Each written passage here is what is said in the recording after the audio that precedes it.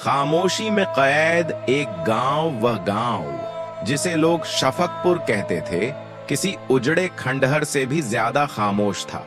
वहां न हंसी की गूंज थी, न बच्चों की किलकारियां, बस हवा थी जो कभी कभी जंगल से होकर गुजरती तो लकड़ी की खिड़कियां कांप उठती, जैसे किसी डरी हुई आत्मा की चीख को हवाओं में छोड़ दिया गया हो। गांव की सीमा से कुछ ही दूर एक गहरा रहस्यमयी जंगल था, कलवन।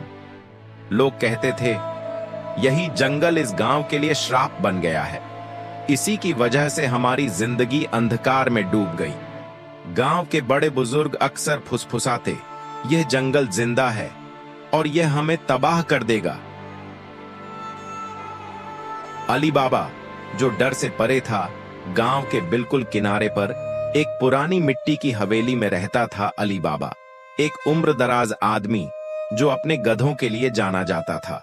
गांव के लोग कहते थे अली बाबा का दिमाग सही नहीं, वो काली रातों में गधों के साथ जंगल में जाता है और सुबह लौट आता है, जैसे उस पर जंगल का कोई असर ही नहीं होता। अली बाबा की उम्र 60 साल से ऊपर थी, मगर उसकी आंखों में एक अजीब चमक थी, जैसे उसने कुछ देखा हो जो बाकी दुनिया ने नहीं देखा। उसकी पत्नी सकीना हमेशा खामोश रहती, उसके चेहरे पर चिंता की परछाइयां बनी रहती।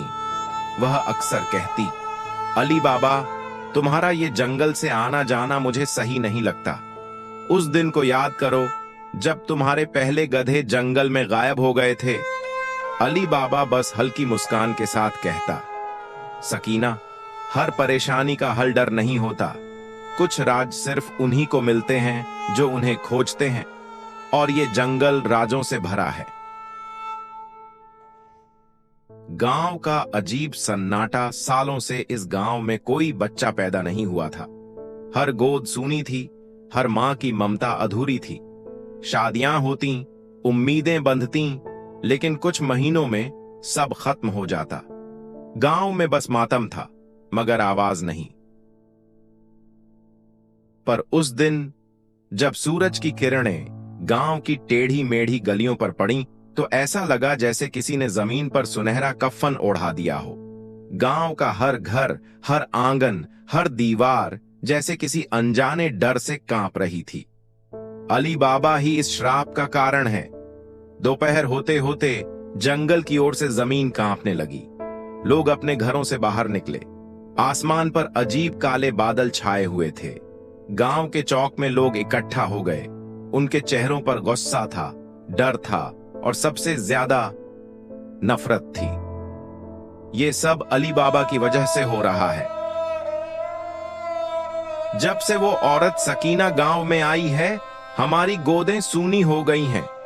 वो दोनों हर वक्त इबादत करते रहते हैं, बस खुदा खुदा करते रहते हैं।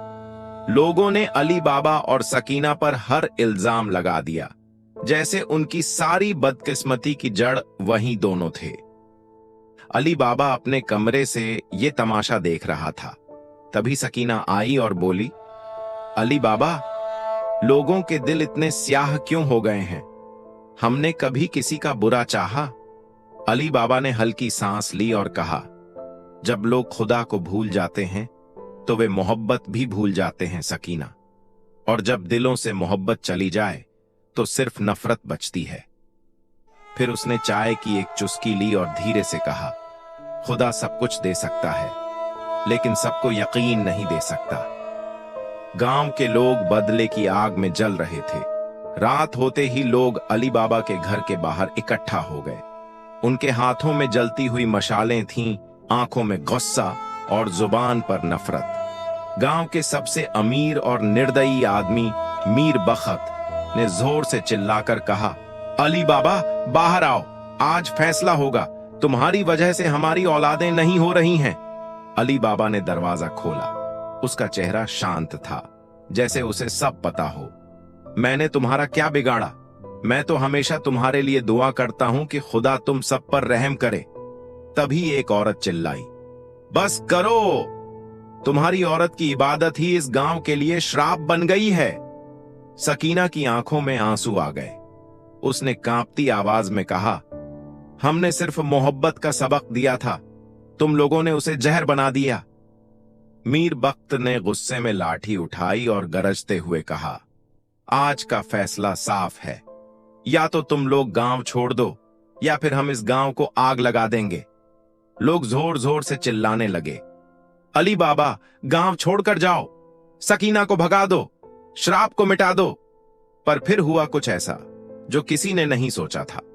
अली बाबा ने आंखें बंद की और आसमान की तरफ देखा। तभी अचानक हवा तेज चलने लगी। गांव के चारों तरफ धूल का तूफान उठने लगा। गांव वाले घबरा गए। तभी जंगल की ओर से एक शेर निकला, वही शेर जिसे कुछ हफ्ते पहले जंगल में देखा गया था। लेकिन इस बार उसके मुंह में कुछ नहीं था, बल्कि उसकी पीठ पर एक नन्हा बच्चा बैठा था। पूरा गांव सन्न रह गया। वो बच्चा मुस्कुरा रहा था। शेर धीरे धीरे अली बाबा के घर की तरफ बढ़ा और जैसे ही पास पहुंचा, बच्चा उसकी पीठ से उतरकर सीधा सकीना की गोद में आ गया। सकीना जमीन पर बैठ गई। उसकी आंखों से आंसुओं की धार बह निकली। तभी आसमान में एक चमकदार रोशनी फैल गई और एक आवाज गूंजी, इस गांव के पापों की सजा अब पूरी हुई। यह बच्चा सिर्फ तुम्हारा नहीं, बल्कि उन सब के लिए एक उम्मीद है जिनके दिल पत्थर बन चुके थे। गांव के लोग जो खुदा को नहीं मानते थे, जो कहते थे कि हम खुद ही पैदा हुए हैं, हमें किसी ने नहीं बनाया, अब बुत बने खड़े थे। और तभी गांव के एक कोने से एक औरत चीख पड़ी, मेरा बच्चा हिला, मेरा बच्चा। फिर दूसरी, फिर तीसरी। गांव की हर वो औरत जिसकी गोद सालों से सूनी थी, उनके भीतर जिंदगी की हलचल शुरू हो गई थी। गांव के लोग अली बाबा के कदमों में गिर गए। हमें माफ कर दो, हमने तुमसे नफरत की, तुम्हारे गधों को मार डाला, तुम्हें गांव से निकालना चाहा। अली बाबा ने सिर्फ इतना कहा, मैं न कोई पीर हूं न कोई जादूगर, मैं तो बस एक आम इंसान हूं जिसने कभी किसी का बुरा नहीं चाहा। लेकिन अल्लाह सब कुछ देखता है, हर दुआ सुनता है और सही समय पर उसका जवाब भी देता है। फिर शेर एक बार फिर जंगल की ओर चला गया और कभी लौट कर नहीं आया।